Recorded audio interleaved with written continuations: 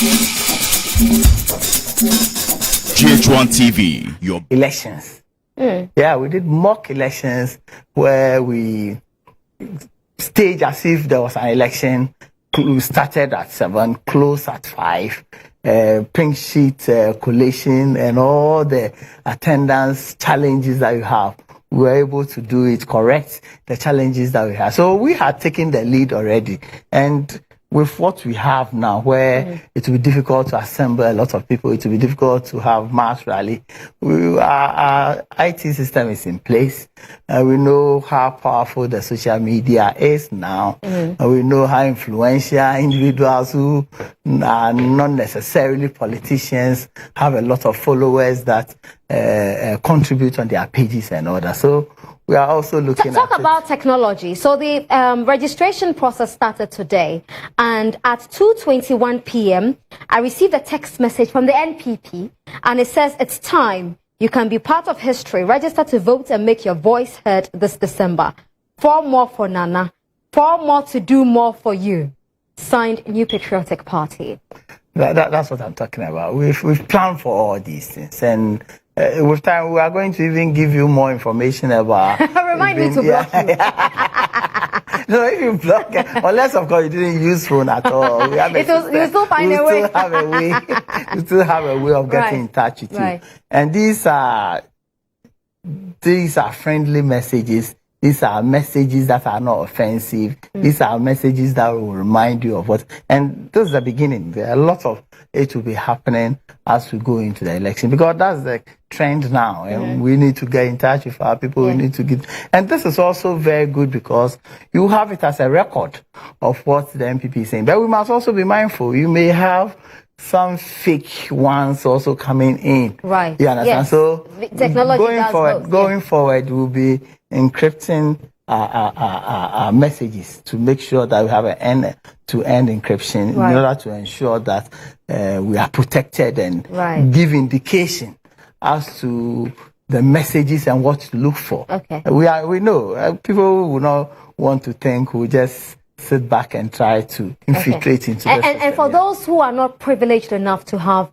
access to technology, the mobile, the smartphones and internet, how do you reach, people who are way outside the reach of technology here in Ghana? It is a combination of also having direct contact with the people. So notwithstanding the use of technology, we'll be doing our house-to-house. We'll still be doing what we call our retail campaign. That will go on in earnest. Even before we started this registration exercise, just as we did in 2016, we have in our custody the registration documents of the Electoral Commission of the 2018 one, which was printed to all political parties. We have it. So we have records of all registered voters at all polling stations, which is given to our polling station executives, and that is the basis for their door-to-door campaign. Identify who they are, where are they, those who are dead, we mark it and all that. So serious work is done on the ground, and this is done beyond the purview of the media and all that. And we believe that with our current situation, so the corona doesn't worry, the virus being around doesn't really because sometimes you need the razzmatazz. A lot of people. You remember in 2016? Things were a bit dull. It looks as if the MPP was not there and all that. When we organized a manifesto lunch at trade fair, you saw the momentum the spirit just came up. You see, so that aspect of campaign will be missing a bit, but we'll find ways. We are innovative and getting things done in a manner that will be safer for all of us. It's something that we will think outside the box, and you will see. Now people are having virtual concerts, and we've finished our manifesto. We've not launched yet. We are lucky. Baumia was the chairman for the manifesto committee. They finished their work. You will see. We will launch it and you see how it goes. And I believe that we are on top of our game.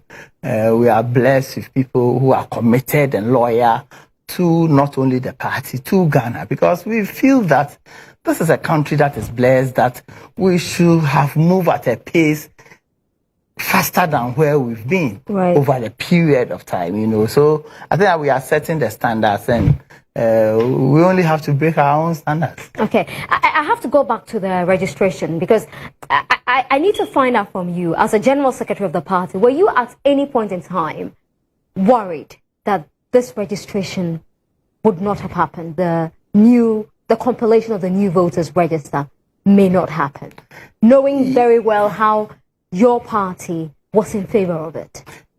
At some point, yes, where we keep getting assurances from the Electoral Commission of their preparation, but we're a bit also very careful. So we also took a fallback situation, because under COVID, most of the things are going to be imported. Yeah. Possibility of companies who were manufacturing it having stopped manufacturing because of lockdown and all that was rare, was clear. You understand? So we're looking at it from that perspective as well. But from the assurances that were given by Electoral Commission, we believe them and believe that it could happen. Did any of the arguments from the opposition make sense to you? Why the voters register, a new voters register, was not necessary at this time? It makes sense to the extent that some of the points, only that it was just a byproduct of the COVID. You understand? If Electoral Commission had known earlier on that between March to date, the COVID environment will have been this, I think that they may have taken a different decision altogether. But at the point that the opposition was making the point, there wasn't anything like that. You understand? For them, they were just being straight to what they've supported over the years. You know, they are consistent in supporting the fact that this register should be maintained. We've also been consistent in supporting the fact that this register is bloated, this register is unreliable. Unfortunately for them, the Election Management Committee, who will be responsible for things that go right or wrong in an election, says that we cannot use the system. The system is outdated. The system has reached its end of life. The company itself that was contracted has finished its contract and is not ready to come back again.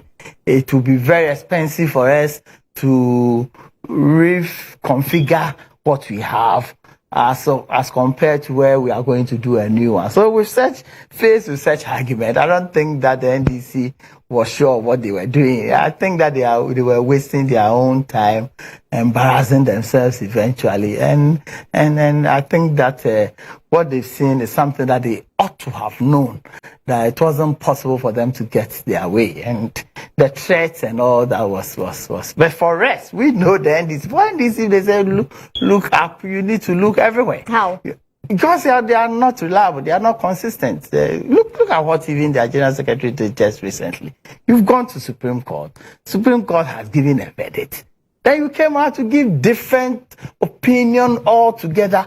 As we speak now, well, his phone is almost off for the past 4 or 5 days. Have you tried reaching? Nobody has ever been able to reach. Have you tried reaching? Nobody has ever been able to reach. No, but have you tried reaching him? Nobody. Even the media houses who have a way of getting in touch. I haven't called him, so I wouldn't know if his phone is. Lots of them have tried reaching him, and really? He's out of reach, you know. And I was surprised because he's somebody who is almost always available for discussion and all that. But after the embarrassing misinformation and misleading information that has the potential of causing chaos in this country. You understand? I would have expected that even if you didn't understand the English and didn't understand what the judges were saying, now that they themselves have recognized the falsity of what they did, would have been a bit courteous to have said, oh, I didn't understand, you know me, I don't understand this, I normally wear my wife's coat and all that, so maybe that may be the reason why. Yeah, that is so unfair. I'm so sorry I had to giggle at that one. But I'm saying that. That's so unfair to his person, you know. How can that be unfair? Because having said this, which have the potential of creating a lot of chaos at polling stations, because if an unsuspected, even MPP person listening to him will have walked to a polling station with his existing voter ID card, and he wouldn't accept a situation where the electoral officials or agents there will deny him from registering. This is massive, and I am also disappointed in the way the flag bearer of the NDC also spoke. He should have acknowledged that misinformation. You understand? Irrespective of whatever he wanted to say. Well, but he didn't. It didn't come from his lips.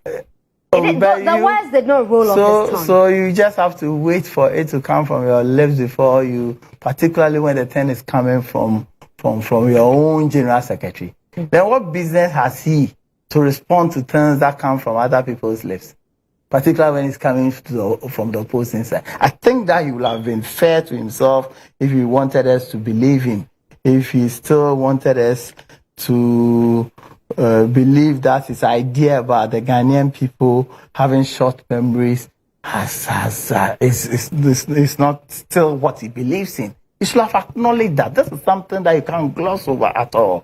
It's unfortunate, but I'm saying that their strategy was wrong. I was so surprised that they held on to that. As a result, we missed out any contribution that they had, even if it was a positive contribution. Because for them to have boycotted the IPAC meetings, for them to have decided not to be part of the process, come out to say things that had not even been discussed. You were not even at IPAC meeting and you were insisting that things that we discussed there had not been discussed. You understand? I think that it was unfair to their own supporters. You realize that, you see, political parties supporters, not all of them will have the opportunity to be at decision-making tables.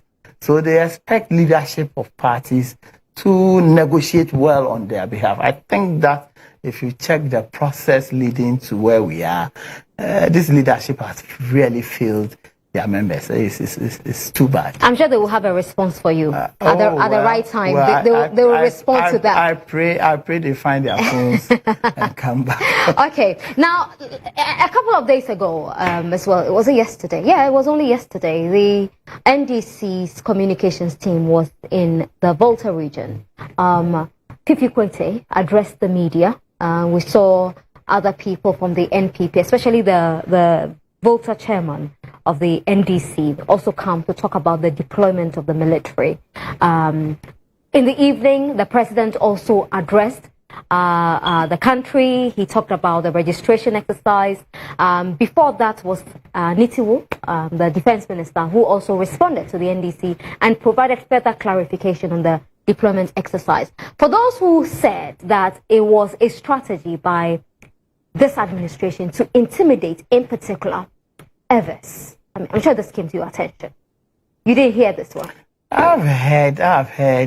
That you are intimidating Evers. There was another one that said that by the president asking the Auditor General to proceed on leave, it was a further intimidation of Evers. Yes. How can that be?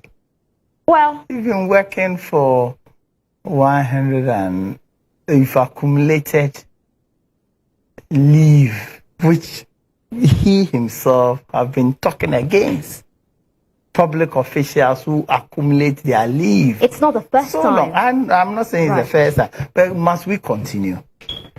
I don't think that is something that we must support. Didn't we have a situation where people who had accumulated leave were actually asked to stay on? They were given new contract to stay on and work. And so when they say that indeed there is... I'm saying that it presupposes that you are saying that we should encourage that attitude where people... Well, that's their argument. Public servants work, and when it gets to time for them to go on leave, they decide not to go, accumulate it for 150 days. But do you understand why people were maybe it is unsettled? Coincidental. You see, maybe it is coincidental to a particular person who, in the view of some people, is championing whatever. You understand? Anti-corruption. But that's the work of an Auditor General. Absolutely. What else will he have done? Because what they say is that... What's the point? Auditor General, what else will he have done? Because do you have auditors in this company? Yes, we do. Every company, both external and internal auditors, are not people that are liked by most management teams. You understand? So if you pick the micro, the small, not that of Dumelos micro and macro. I'm talking about if you take the smaller unit of an organization and you put it in a larger compartment where now he's the head of all auditors of the country. He should be fearful. He should be somebody who should count for something. So I don't have any challenge whatsoever about his attitude. Because one, most of these, you go through the Public Accounts Committee and its reports. Most of it are not just government functionaries. So there are pure civil servants who misapply, who misappropriate, who embezzle resources of the state. So we should have an Auditor General who is strict. I have no difficulty with that at all. But that is not to say that if there are legal things that he ought to also respect, he must do so. You understand? So I don't have a problem. I don't think that this has got something to do with his tribe or where he comes from. But what about the deployment? Then the deployment.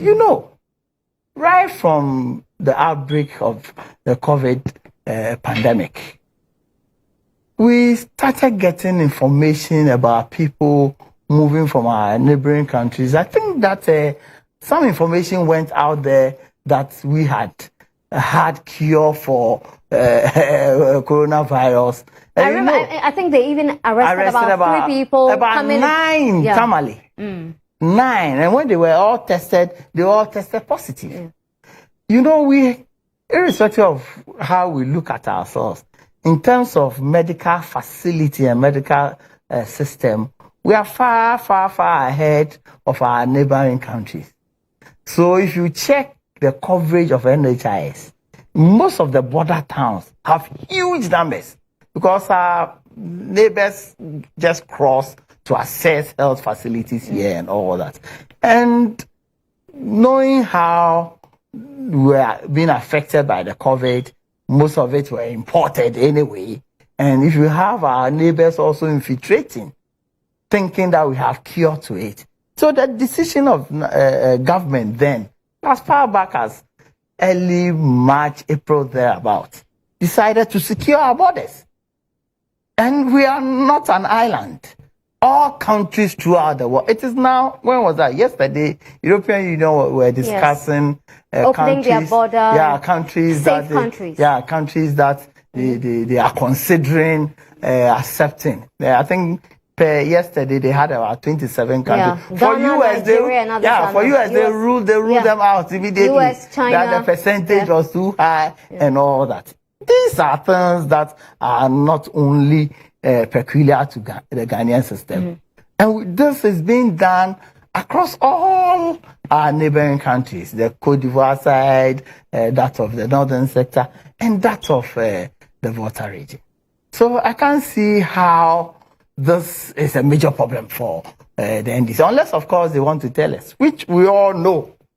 That's because they gave governments a 1-day ultimatum to withdraw the troops in Ketu South. No, they know it's not possible. The government will not do that. The government will insist that if it is true that people are moving in and out, and the possibility of affecting all of us is rare, government will not budge. Okay, before we take a break, did you listen to Katie Hammond? Yes, I did. He said that deployment was to stop illegal people from registering. That is also right, because it's met at the time that we are doing registration. And I don't think that anybody wants to encourage non-Ghanaians from coming to Ghana to register. I don't think it is. Maybe the wording and the initial mix-up of the statement that he made, which has been taken out of context anyway, which I expect as a political party, sometimes we feed on these things, you understand? But beyond that, I don't think that anybody in the NDC want to advise us that we should encourage non-Ghanaians to walk in in our country to register for them to vote. I don't think anybody can defend that. Yeah. I'm talking to the General Secretary of the New Patriotic Party, John Boadu. When we come back, I want to talk to him about the promises they made to us in 2016. How many of them have been achieved so far? You remember not long ago, the president said they had delivered 74% of those promises. This was a while back. So if you want to go per his calculation, the New Patriotic Party should be getting close to 81-82% of delivery. But the NDC says, indeed, they've only achieved 14% of the promises they made in 2016. John Boadu will speak to that when we come back.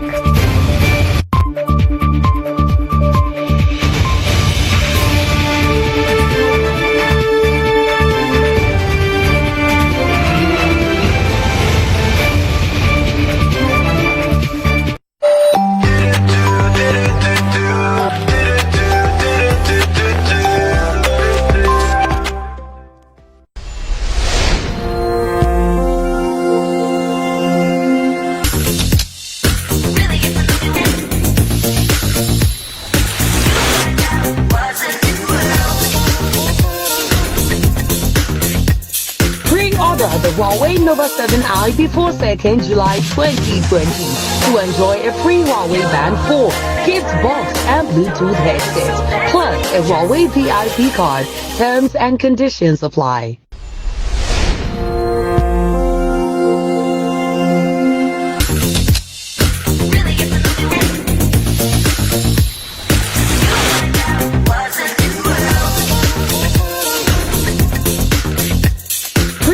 The Huawei Nova 7i before 2nd July 2020 to enjoy a free Huawei Band 4, gift box and Bluetooth headset, plus a Huawei VIP card.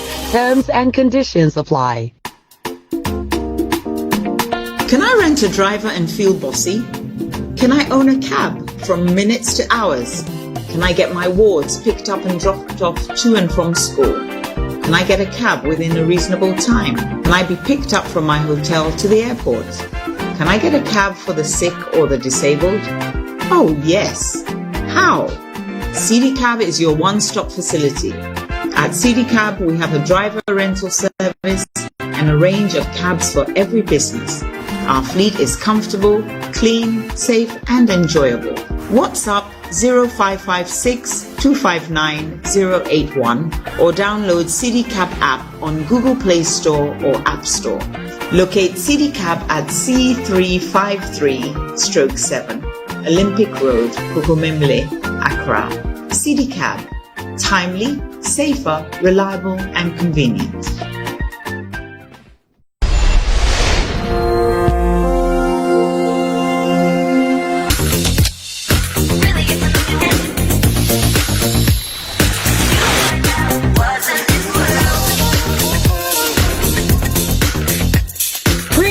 The Huawei Nova 7i before 2nd July 2020 to enjoy a free Huawei Band 4, gift box and Bluetooth headset, plus a Huawei VIP card. Terms and conditions apply.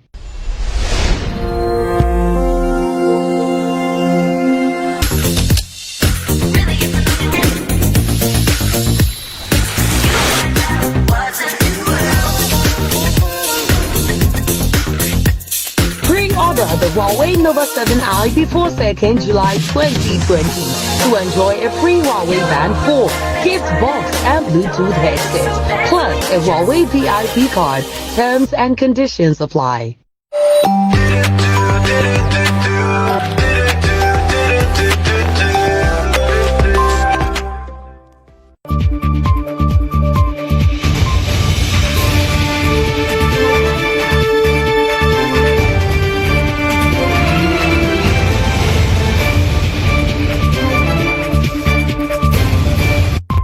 Welcome back to State of Affairs. Let's fight COVID-19 together. Keep calm, stay at home and make your bill payments at paybill.mtn.com.gh or pay with Momo, Visa or MasterCard or directly using your GT Bank account. You can also pay via the MTN app or contact MTN through any of their official social media channels. For more details, Stay safe and stay connected. We there for you everywhere you go. My guest tonight is GHOne Boadu, the General Secretary of the New Patriotic Party. And before we took the break, I said that we're going to talk about the promises they made in 2016 and why Ghanaians should give them another chance on December 7. But before then, I quickly want to go back to the primaries that just ended. Congratulations to you. Have you had any breaks since?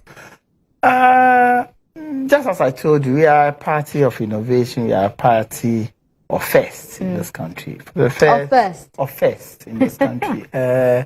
We've not seen any political party in the midst of COVID being able to organize internally such a massive program of elections of close to 2,500 centers. And the results is clear for all to see. It was generally peaceful, wasn't it? Very, very, generally peaceful. Very. Yeah, this is the patriotic party. You see, we have some few challenges, which is something that we must take in our stride to work on it, because it will happen in December.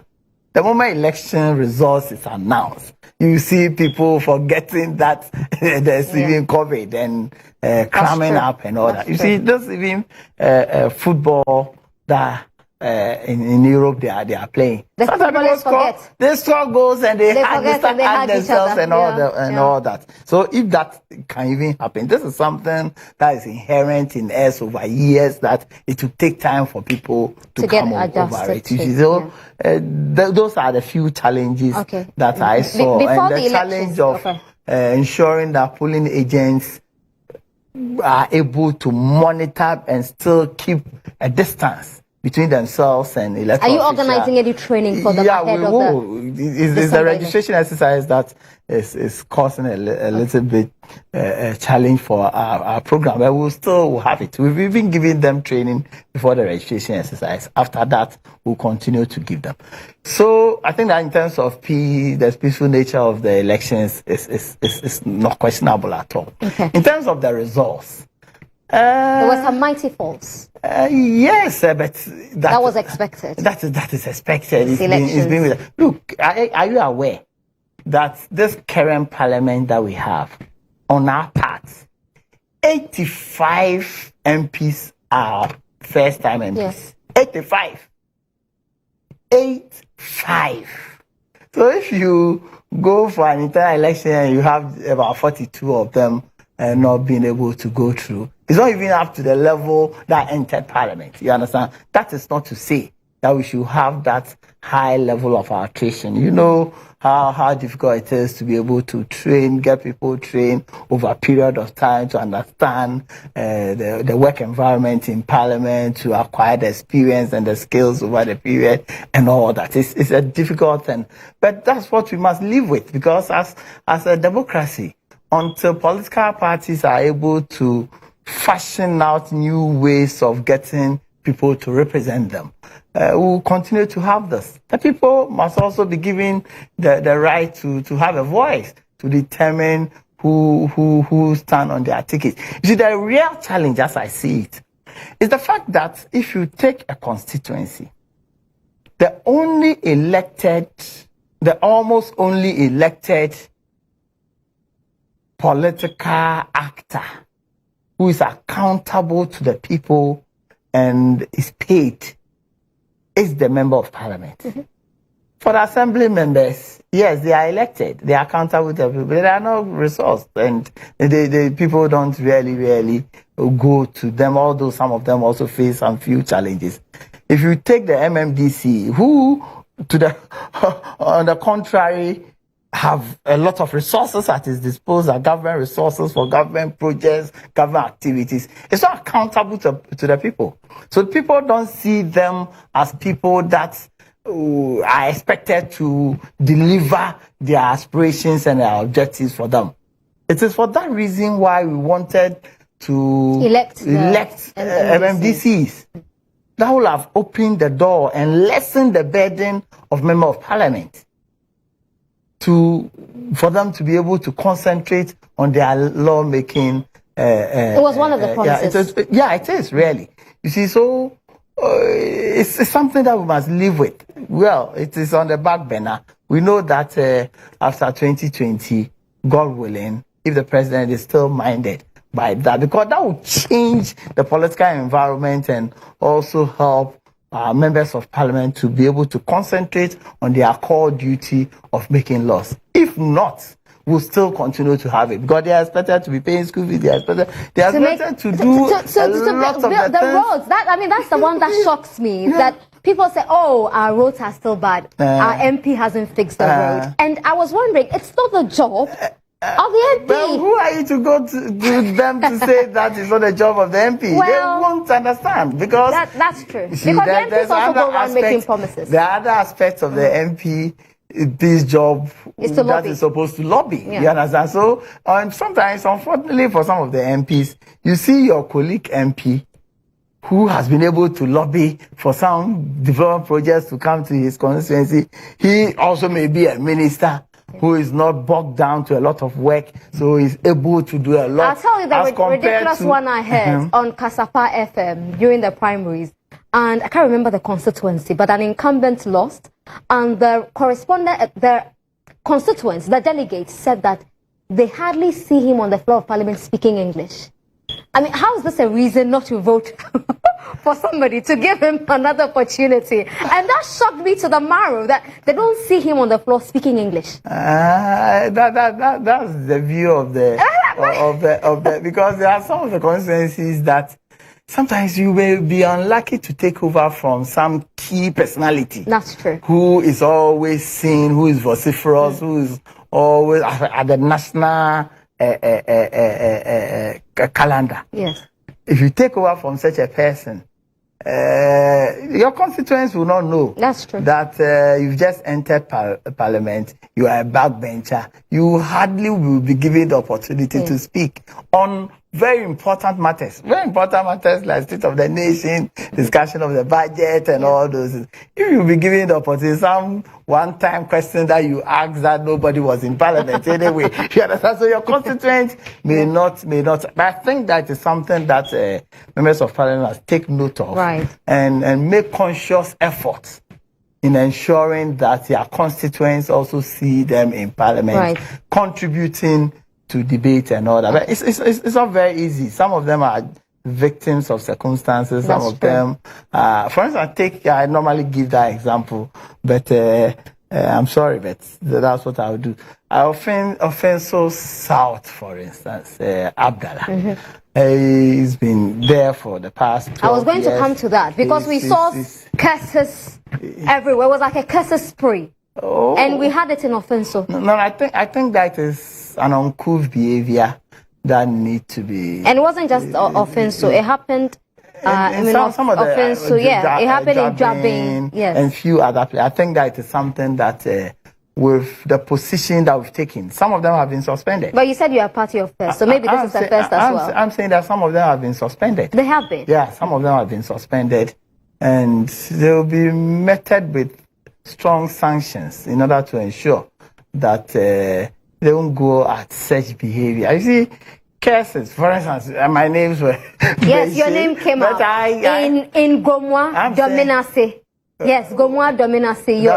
Your name came up when they were raining the curses. They were cursing the incumbents in the top hierarchy, and then your name was mentioned. I thought, oh, poor John. There was this constituency as well. I think that where Gifty Clenham was contesting, and they were saying that, I've been to the constituency to campaign for one. Did you ever go there? I've never been there.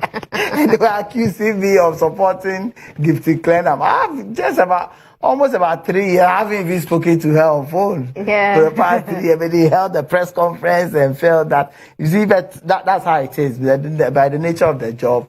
So they've been penalized? Most of them. By the nature of the job, decisions of the party is communicated through me. Right. And most of the people misconstrue that as a decision that I, on my own, had taken. And if it doesn't go what their thinking is, or it doesn't go for their preferences, they think that it is the General Secretary who had done that. So I take those things in my stride. It's something that, you move on. We've been working at this thing for years. You must be used to it now. We are used to it. But if we get to a point where we don't take action, it will make it ridiculous. On the part of a party like New Patriotic Party should not get to this point where, with slightest misunderstanding, then turns that the locality themselves, most of these traditional authorities abhor and have banned the reign of curses and all that. If it was good, they would have encouraged it to have gone on. I think that is something that I believe that will not get there. Okay. So far, yes, there are a few casualties, but hey, that's what our politics is about. Yeah. Okay. Now let's go to the promises, the 2016 promises. And the NDC claiming that you've delivered only 14% of the promises. I mean, that is a major fail. F in chains. I think that whoever did that, I think had F in school. It was Okujeto Ablakwa. Oh, wow. Who addressed the media. He's a brilliant chap. Oh, he's a brilliant chap. It's not that, but he still have issues at Legon to resolve. He's a brilliant chap. I'm saying that he still have issues at Legon to resolve. I don't know about that. He's a brilliant chap. Because I'm surprised. I didn't even know that he was the one who did that. John, of course you know that he did the presentation. Because for anybody, this is our manifesto. And this is what we call a manifesto tracker dashboard. For anybody to pick our manifesto and end up saying that we've only delivered 14%, then the person must be dumb. The person must be somebody who don't even understand what he's talking about. And I think that the response that the Minister for Information gave was apt. He just picked the manifesto. Then the preamble of the manifesto, all were counted as promises that had been given. I think that it's important that we are fair. We've even delivered on some of the promises. For instance, if you take, we promised that we'll work to achieve 1 extension officer to 500 farmers. We've done more than that. They gave you a positive, I'm saying that positive rating for that. We've done more than that for years. Then they say I've been in power. People finish extension officer school. They were doing other things. And those other things are more important than making I'm sure they would also say there are more important things that you should be addressing that you're not. Like what? Because if we had not done that, if we had not depended on ourselves by investing hugely in our agri sector, where will we have been by now? Where will we have been? We will be importing frozen chicken that is still infected with coronavirus. You understand? We've said that we develop the capacity for we said we support accelerated development of selected products, including grains, vegetables, fruits, for planting for food and job. If I'm to go through, one day, what I will do is I'll buy airtime. I don't want to use your airtime for this. I'll be happy, please. Come and buy airtime and then go take you through. But one thing we must remember is that in our assessment, we are looking at those promises that we are in the process of delivering. Right. Because some of these promises are promises that its gestation period is long. For instance, you say you do one village, one dam. There's no way within 4 years you'll be able to cover all. You understand? So we've set promises. Have you delivered considerably? Substantial part of the thing. You say you do one district, one factory. Within 4 years, there's no way you could cover all. By the way, well done with the Akomfi one. Fantastic. Well done with that one. You see, so these are things that they didn't even take time to acknowledge it. There are some of the promises that we gave that need laws to be able to establish it. For instance, if you take... but you knew that, but you didn't say that to the electorate. We said that, for instance, establish cashew marketing authority. It must go through Parliament before it is done. So when you are able to do it, because over the years, and one thing, you see, as for our NDC colleagues, I don't know what they do when they are in government. They seem not to know a lot of things. They seem not to pay attention to a lot of things that are critical. Look, those who grow cashew in our country, most of it are bought by Indians and other people. It does not pass through our system. The resources they get out of it does not go through our system. No records at the Bank of Ghana, no records anywhere.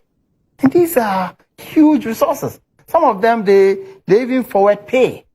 You understand? And a lot of the money is being lost to the country in terms of foreign exchange, in terms of even taxable incomes and all that. If you don't have such an authority to be able to manage it and know where the monies are going, you are wasting your time. Right. You understand? So I can go through a lot of it. So the 14% is not No. I think that he got it entirely wrong. He didn't. So what percentage have you delivered? We've delivered as at the time Baumia led in the Kumasi program. We had then delivered 71.48. But this is in two parts.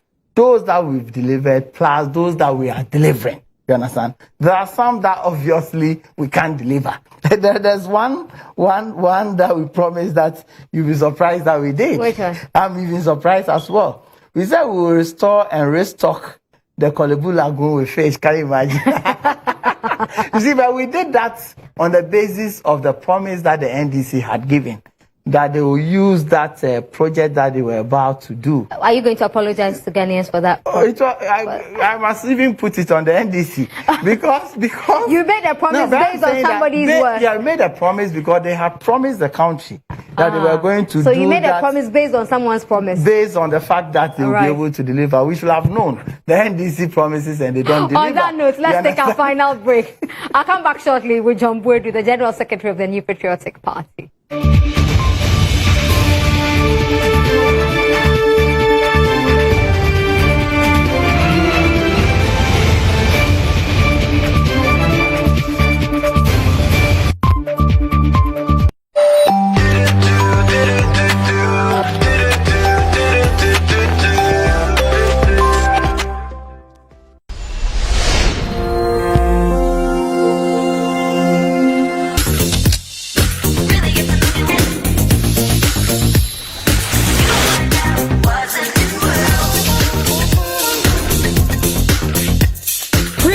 The Huawei Nova 7i before 2nd July 2020 to enjoy a free Huawei Band 4, gift box and Bluetooth headset, plus a Huawei VIP card. Terms and conditions apply. Can I rent a driver and feel bossy? Can I own a cab from minutes to hours? Can I get my wards picked up and dropped off to and from school?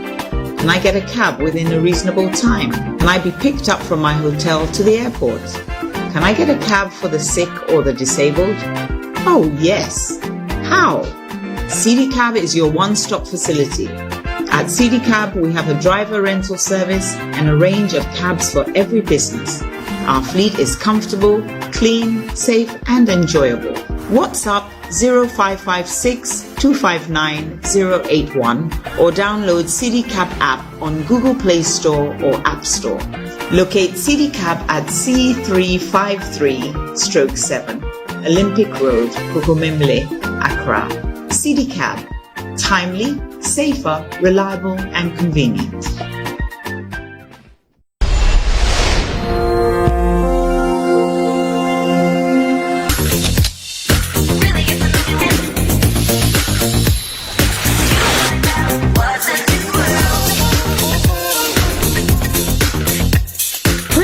The Huawei Nova 7i before 2nd July 2020 to enjoy a free Huawei Band 4, gift box and Bluetooth headset, plus a Huawei VIP card. Terms and conditions apply. In real life, there's no buffering. So why accept it from your internet connection? Get connected and experience ultra-fast internet to the home from MTN.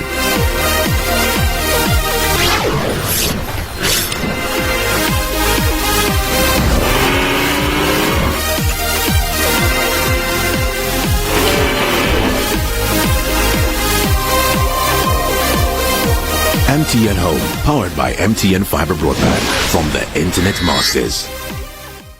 We're there for you everywhere you go.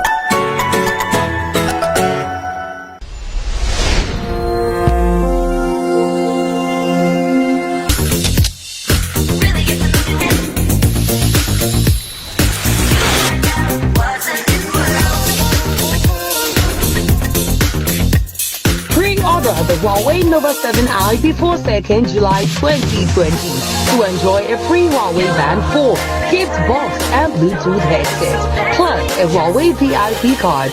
Terms and conditions apply.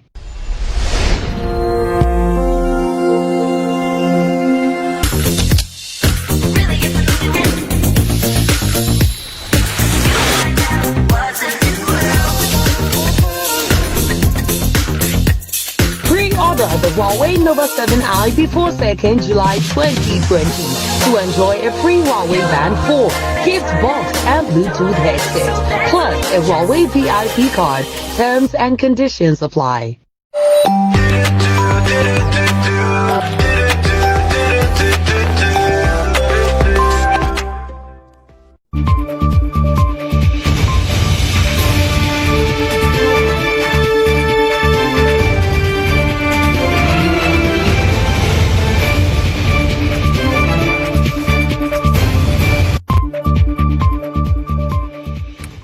You're welcome back to State of Affairs. I'm talking to John Boadu. He's a General Secretary of the New Patriotic Party. Just to remind you that if you have to pay, remember that you don't need to hold physical cash. You can pay using Momo, the Visa card or the MasterCard, or simply use the GT Bank account if you have one, if you don't sign up. And also, remember that MTN, we there for you everywhere you go. So we were on the issue of the promises. There are some promises. I mean, you talked about this lagoon one, but there are others as well that you haven't been able to deliver. So, for instance, you promised one district, one factory. You haven't been able to, but you say that is work in progress. But for the young people, especially in the district, who saw a window of opportunity that thanks to candidate Nana Akufo-Addo, if he becomes president and I give him my note, I will have a factory in my community, and that means a guarantee for a job. And it hasn't happened till date. How do you explain? For those young people, as they wait for the factory to come up, some of them have been employed at a forestation program. Some of them who are graduates are now... And then there are some who feel you deceived them. Wait. Some of them who are graduates with the NAPCO projects that employ close to 100,000. Have you seen such a monumental program in this country before, where youthful people, and rightly so, we had no option. It was a necessity. It was something that we ought to have done. Because for the past 6 years before 2016, because of the way the NDC managed the economy, managers said that they have to go for policy credibility with IMF, employment was freeze for those period of time. So all these students who have gone through the process couldn't get anywhere to go. You understand? So even when we did the 100,000, we still had some few people who were still in the unemployment bracket. You see, so for those who we've not been able to do at the district level, have some breather somewhere. And the breather is said that it's a training ground for them to also start. I know some few people who were part of the NAPCO system who have transited into working with GRA, working with immigration, gone to the police and other places. And I think that this is how a nation is developed. So yes, we'll have wished that by now each and every district will have gotten its factory. And we are also seeing that in some of the districts, it will be extremely difficult to get a factory in place. And in some districts, you have a factory. Did you just notice that? We know. In some districts, you have a factory that can take care of about 5 districts. You understand? So all those pluses and minuses will balance it out. You understand? So if governments that came before us have decided to even build 1/4 of what we've been able to do, we'll have been able to continue. But the real issue, it's not just the building of a factory. The real issue is building a foundation, an economic environment that can enable you sustain the running of a factory. That's why we have spent time in making sure that all those challenges with regards to huge deficit in a year, inflation high, interest rates high, informal economy is formalized. You understand? So as we prepare towards making sure that we achieve this aspect of our promises, there are some foundations that need to be laid, because you are not only living in isolation as a country, you are competing with countries that have interest rates close to zero, that have a technology that is higher, so cost of labor is down, your cost of labor is high. You may think that people are getting low salaries, but in terms of their output, it's very, very expensive to employ our people because of the work environment and all that. These are measures that government is putting in place in order to make sure that a solid foundation is laid. You can imagine a government has spent close to 15 billion to make sure that our banks that were about collapsing are not collapsing. If not, we'll have been faced with huge challenge as a country. You saw the mushrooming of these fake business houses. That government then did nothing about it. It will have collapsed on our head. They did so. You had the R5, those ones at Boadu, and God is good, God is great, love is whatever. One. Have you forgotten? You see, if you do so much within a period of time, things that used to be normal and challenge, you John, tend to forget. Look at them. I haven't even mentioned the fact that we've been able to restore light when the NDC couldn't restore for the past 6 years.